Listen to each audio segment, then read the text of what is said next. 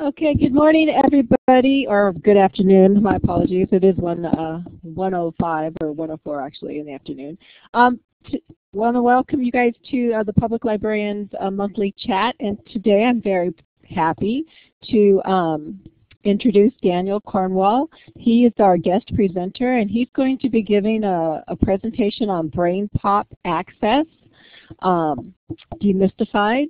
And I'm very happy that all of you have attended.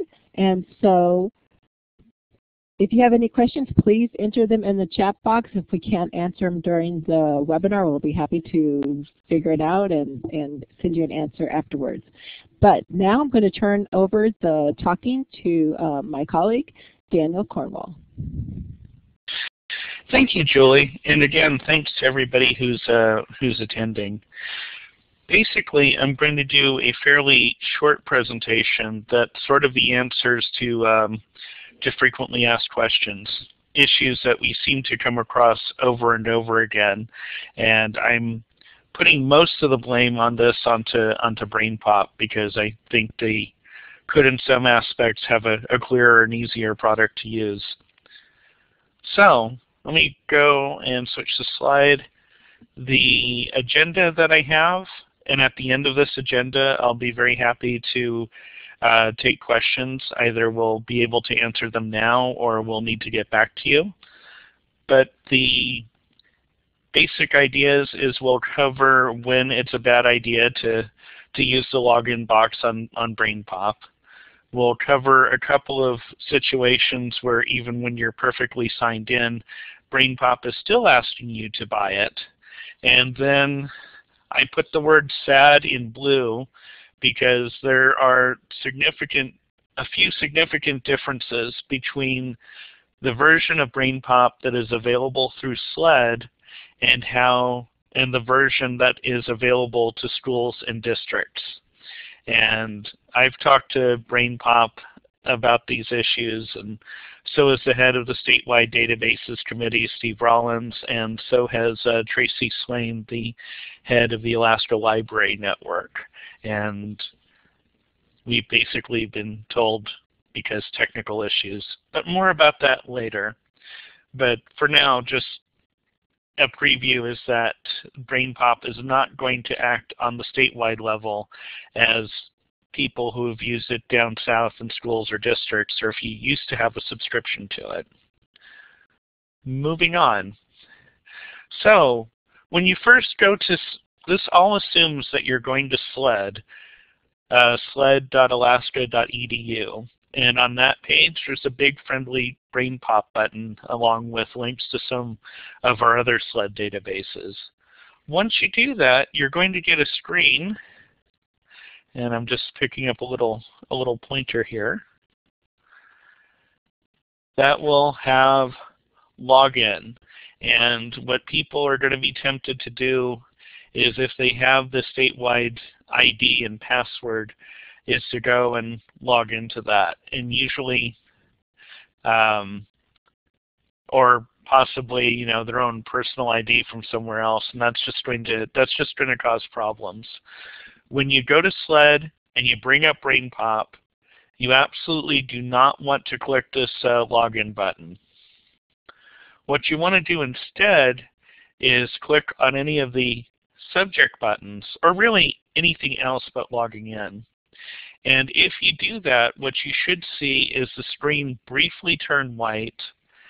It'll say logging in at the top, and then you'll get a screen that looks more like this one, where if you'll notice, you didn't do anything at all, but suddenly this login screen turns into AK Library. And AK Library is the statewide ID for our statewide Brainpop subscription. And then where you go from here is you just drill down the menu until you got to the actual movie. Now, if you try to play a movie and then it asks you for an ID and password, that's when you'd want to enter the actual statewide ID and password. And if you don't have that, just go to the main SLED page and call the 800 number that's there. So any questions about when you ought to be entering an ID and password? Ideally, you'll never have to. You'll click on a subject, you'll go to a movie, it will play. That's our ideal for you. If you get down to a movie and it doesn't play, you should contact me or fill out the Alaska Library Network help form that's on SLED.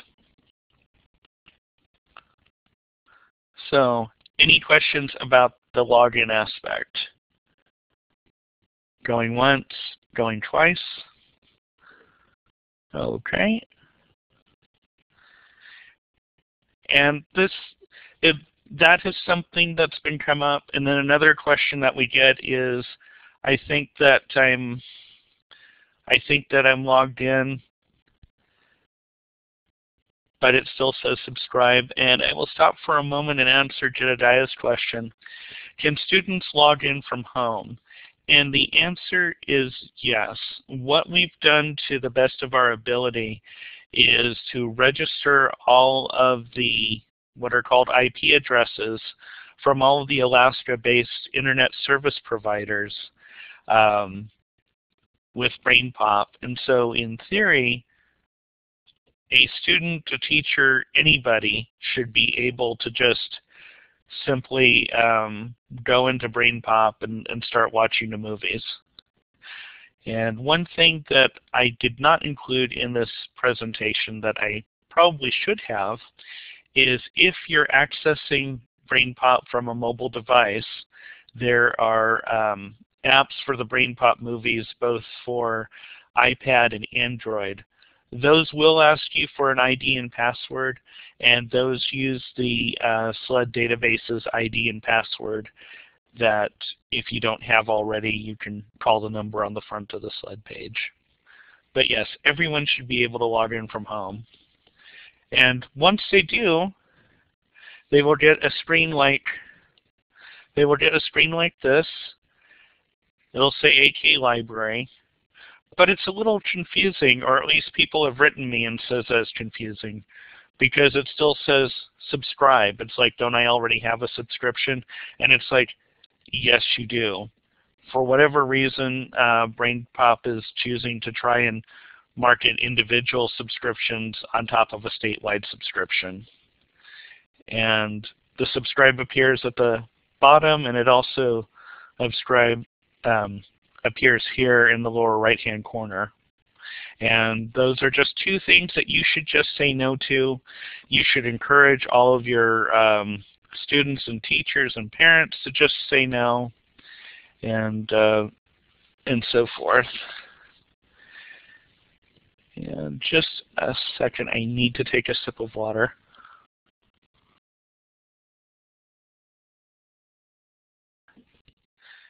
Thank you. Any questions about the extra marketing once you log in?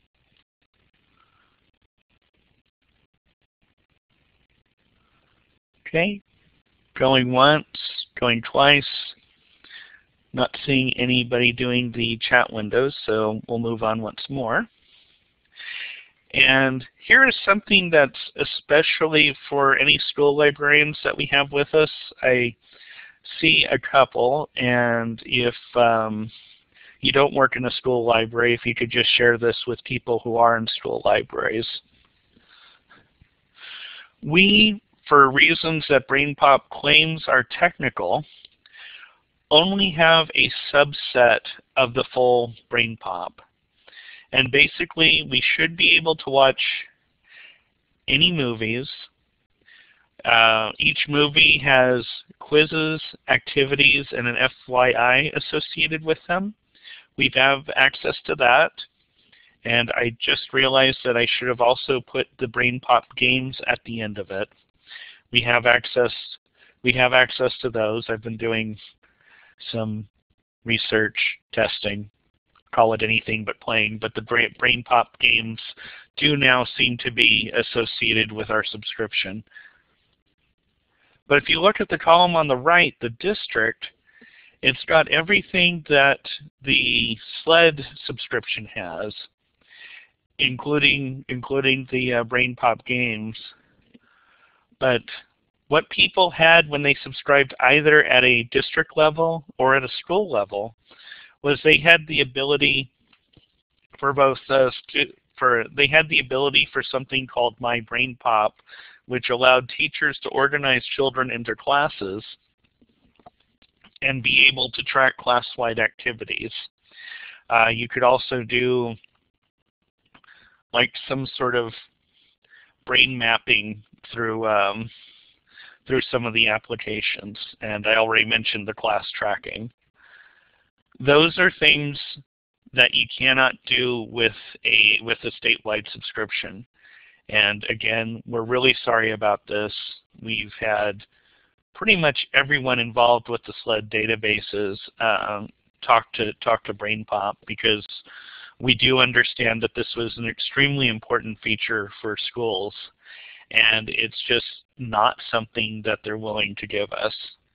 So in terms of what is available through SLED, just one more time, it's all of the movies and the associated quizzes, activities, and the little FYI comic strips, plus the Brainpop games.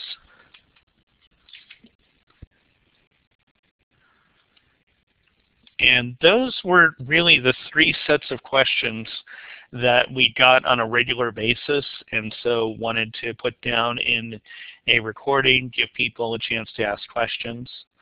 So are there questions about the difference between the statewide subscription and other subscriptions? And it may be that your school or district doesn't have a subscription anymore because you decided to rely on the statewide subscription. And if that's the case, I'm sorry if we weren't clear about the functionality that you all were losing. So any questions? If not, I will turn it back to Julie for more general discussion.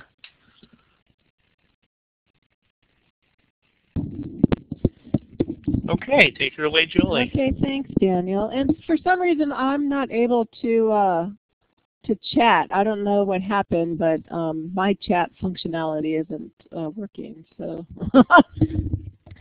if anybody has a question, I won't be able to answer it, I'm afraid. Looks like Katie has a question.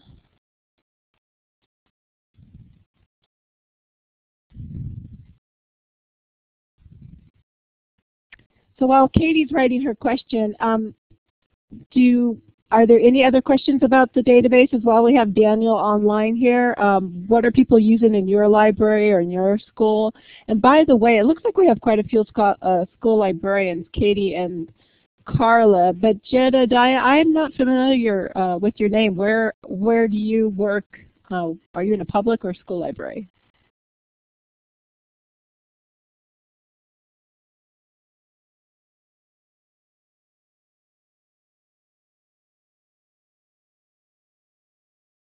Okay, Katie is referring to one of the times that this came up, that in order to sign up for Brainpop Educator, you needed to have an educator code. And Brainpop did give that. We sent it out to people, and then it still wasn't working.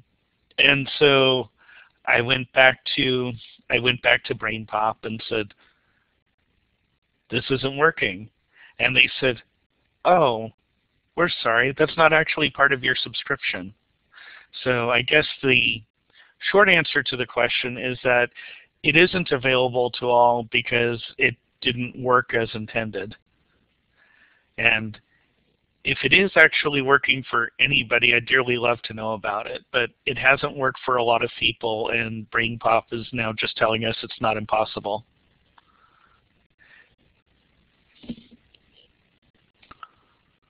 It's very frustrating. More frustrating to you than us, so we understand this.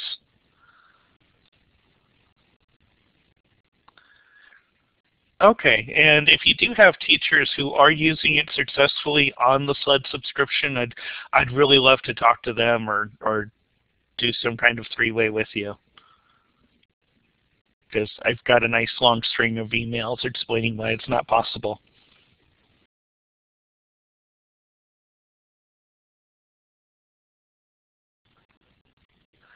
So do we have any, excuse me, like Julie said, we can open it up to any of the databases if you like.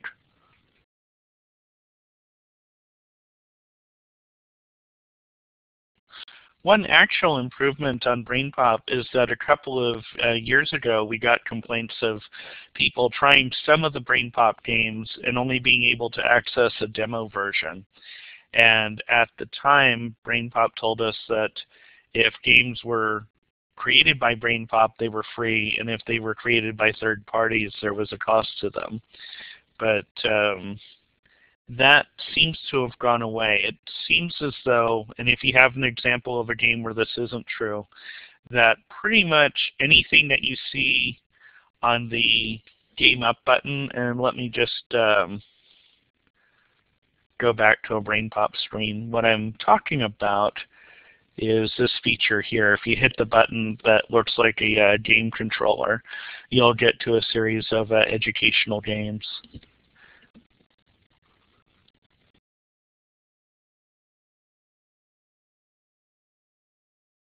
Okay. You still have access to Brainpop webinars. I haven't been promoting them terribly much because they keep referencing features on Brainpop educators and my Brainpop that we've been told we don't have access to. So it's been kind of like raising their hopes and disappointing them. But I could start sending them out and letting people kind of separate the wheat from the chaff.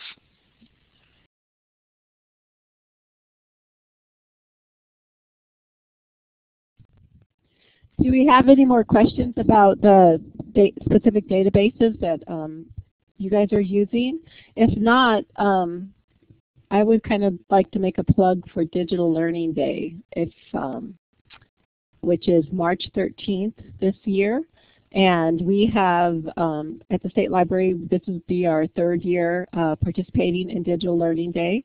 And we will be giving, we have a drawing for 2 iPads, which will be given away to either a school, a public library, or a school library, a public library, or a museum that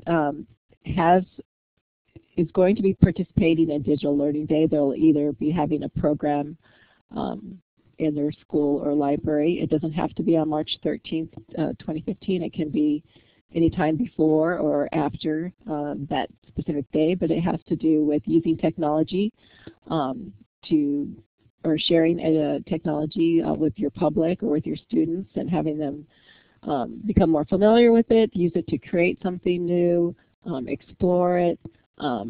Really, we're pretty open with the kind of programming that is involved. I think last year we had over, I know it was either 15 or 16 different school and public libraries participate, so we're hoping to have just as good of a turnout as last year. So if you want to learn more about it, if you want to register your school or public library, I'm going to include this URL. Oh, looks like Daniel beat me to it. Thank you, Daniel.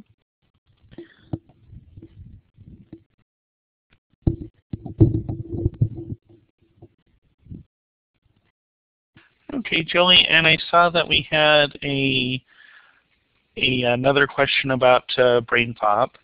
And to answer the second question first, is there any danger of losing Brainpop as a state database? The answer to that is I don't have a good one, because the state databases are financed from a number of sources, both state and federal. I can tell you that I have not heard about it being on the chopping block. I mean, on the one hand, it is kind of annoying for us to administer, but it is very definitely a crowd favorite. it does seem to be meeting a need out there, and we wouldn't willingly terminate something that that was fulfilling a need. And then the question is whether it's getting good usage. That's something that I've started to look into. The different databases have different statistical packages, so it's something that it's one of the things that we'll need to get back to you on. But at the current time, I am not aware of any plans to cut it. And also just wanted to thank Carla for her kind words on communication. We're doing what we can.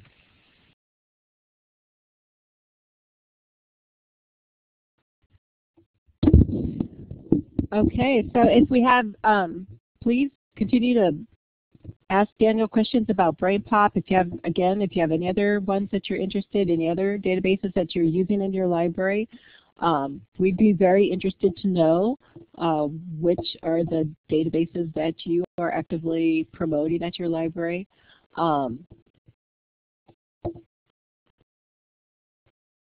Please share that information with us. Yes, Life Homework Help is hugely popular. It's a runaway success, quite frankly. And it's an amazing resource for people of all ages. It's a great place for people, for adults even, who are looking at have somebody be able to look over their resume or before they submit it for a job. App is fantastic. What about the public libraries? Jedediah and Beth, what are people using in your library?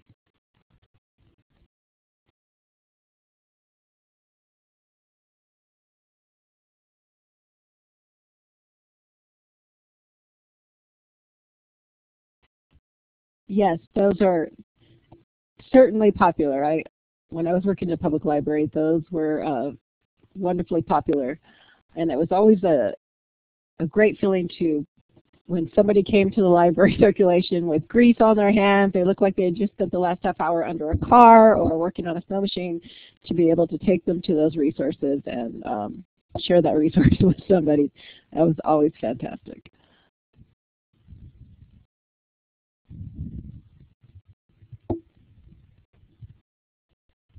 This is Daniel, and personally I think it's awesome when you start hearing stuff from the kids and other users themselves. I mean, so much of the communication about resources is from the library to the patrons. It's really great to see them actually taking it up and telling others.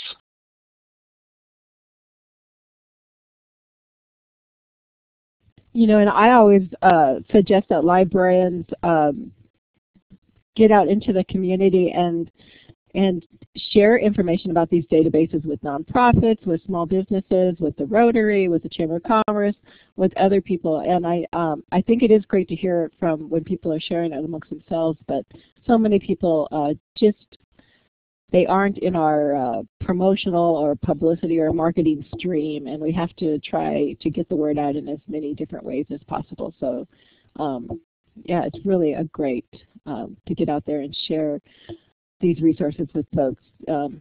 It's fantastic. You have so many wonderful resources, whether it's about consumer health, whether you're looking for academic, professional journals, entertainment, mental health information. I mean, to have these resources and be able to access them from your home, office, school, or wherever for free is just a phenomenal thing. So I think the more we can promote this information, the better it is.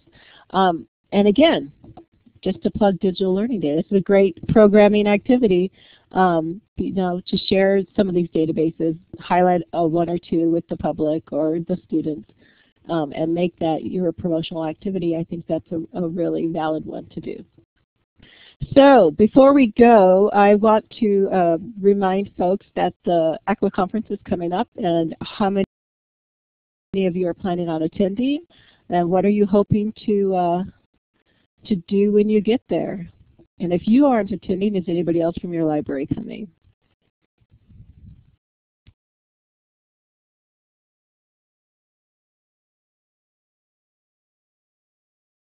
Wow, that's fantastic, Carla. So, and it looks like, wow, we got people. That's terrific.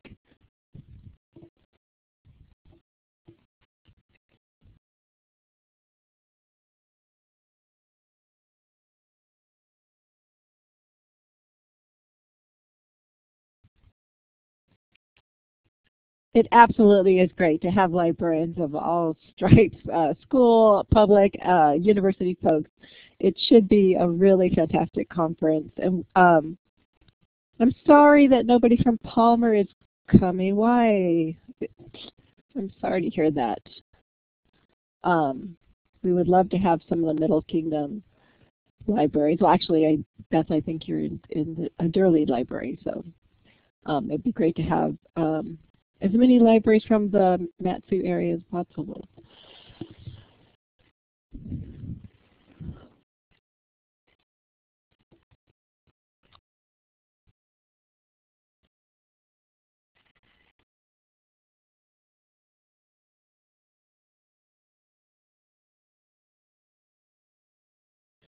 Great, Carla, terrific.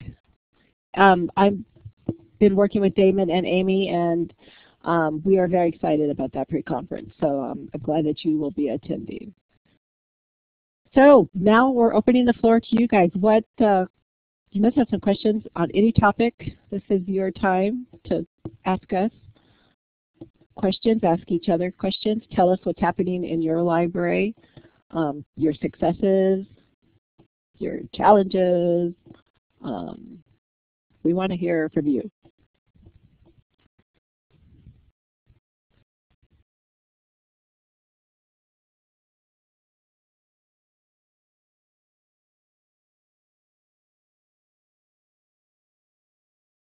All right, well, thank you for attending, Carla.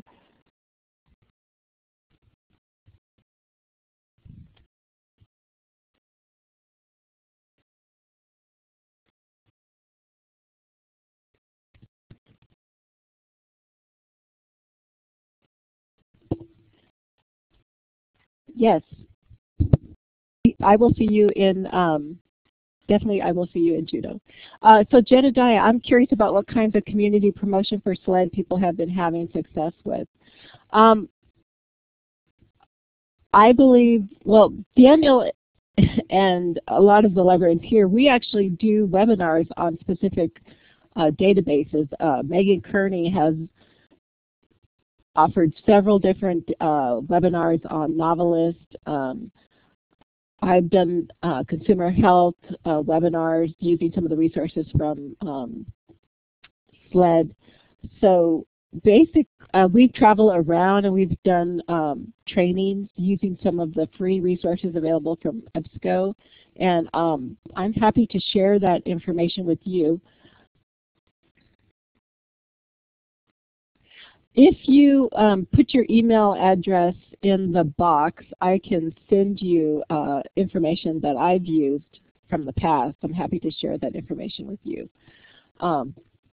There are some terrific tutorials available from EBSCO that, you know, part of teaching is learning the reference to yourself. So they walk you through all of the different features of the various databases, and oftentimes there's supporting material that you can print off for people. They often even have some activity sheets with, that you can use. So it's pretty straightforward to use their resources. You can adapt them to your situation.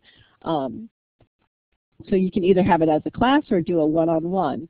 You could create a little PowerPoint and take your show on the road and take it to some of the community organizations in Haines. So great. Tech services at HainesLibrary.org. Okay, I will get back to you. And Daniel might have some additional resources as well. Well, Julie, in terms of what's available from the State Library, I think you've covered it really well. In terms of how people are promoting SLED around the state, I know that some people are handing out bookmarks or putting up SLED posters. And actually, if you're not aware of them already, and most of them are pretty up to date, there is a set of promotional materials at the Alaska Library Network. And they're printable bookmarks and posters and a few other things. So let me get that for you. Hang on.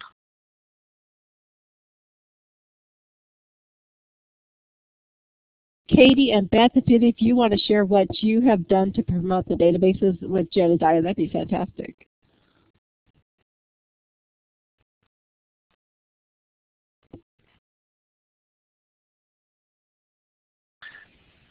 Say, Julie, I might not be remembering correctly, but did you have a LibGuide out there that linked to some of the vendor training resources?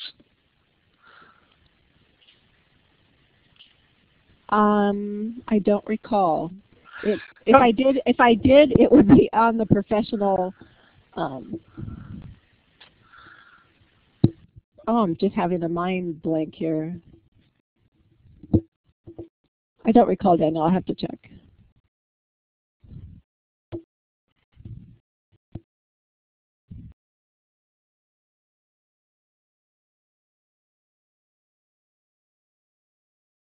So there's the link to the promotional materials that are maintained by the Alaska Library Network.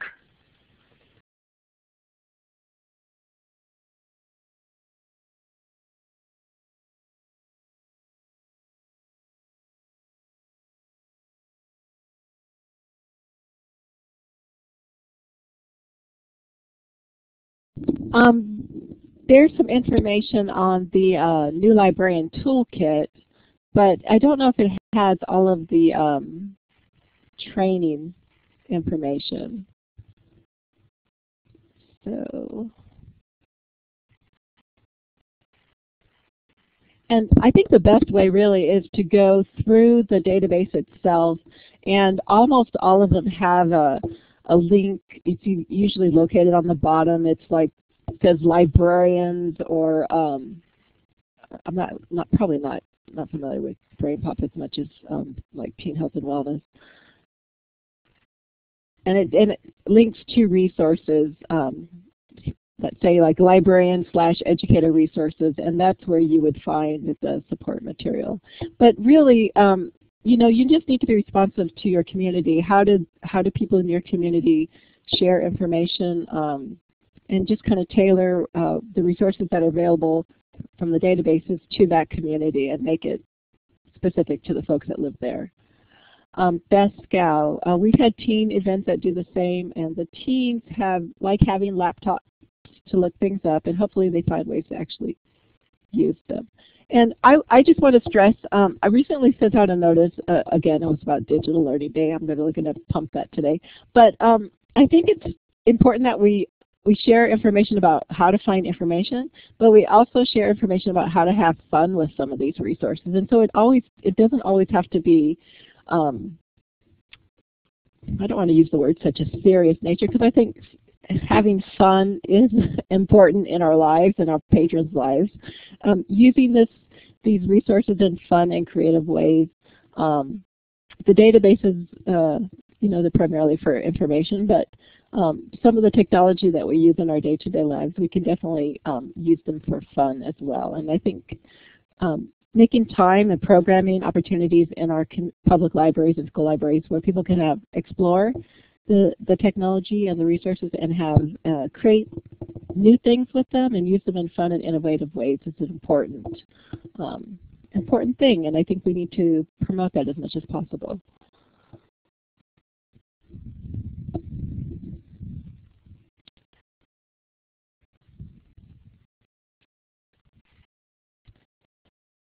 Speaking of one more fun opportunity, the State Library, and I'm seeing if I can go to the State Library page here. I'll go here. The Teen Video Challenge. We have a teen video contest. It's open to teens around the country, but it's part of the summer reading program that the State Library promotes. Each year during the annual meeting, we have representatives from every state get together, and we talk about the future summer reading program themes. And during that event, they have a teen video night.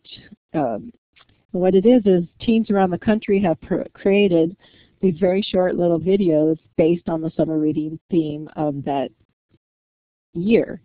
And then it's kind of like the Academy Awards of teen videos. And some of them are absolutely fantastic, and they're unbelievably well done. And I was there last year for the very first time, and there was no representative video from Alaska. We haven't been promoting this to our kids, and I just think this is a shame, because I know we have creative kids out there, and I know that they would love to put their work out in a national audience. They win some money. It's not a lot of money, but they get great recognition and national recognition. So if you go to the State Library page, we have information on that.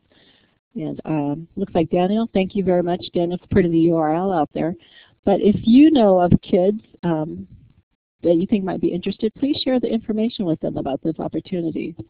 We'd love for our kids to get recognized and have an opportunity to share their creativity, you know, with people all around the country. So, I don't know if there's anything else I could plug, but I'm going to keep trying to think of something. Let me know if you guys have any other things that you'd like to talk about. Please put it in the chat.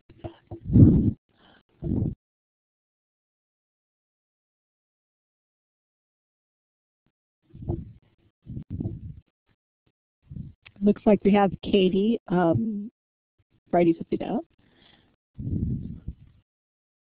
Okay. Well, thank you, Katie. If there isn't anything else, we can certainly end. But Jedediah and Beth, if you have any other questions, let us know.